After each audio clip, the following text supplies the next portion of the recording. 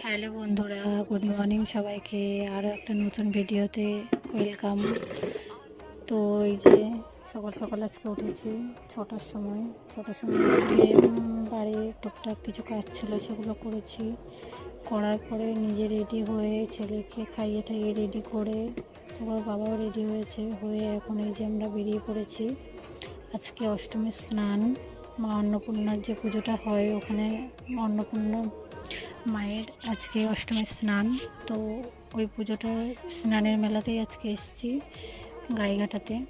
সবাই অনেকেই জানো হয়তো এদিকে যাদের বাড়ি, তো ওখানে এসেছি আমি, ওর বাবা আর আমার ছেলে, তিনজনে মিলে এসেছি। তো এখন এই যে ঢুকছি, চলে এসেছি নদীর পাড়ে। তো আগে ওর বাবা স্নান করে নেবে, কারণ তিনজনে একসাথে তো স্নান করা যাবে না, কারণ ফোন আছে, চাল পয়সা আছে, আলো আছে, মানে এসব আছে। আরও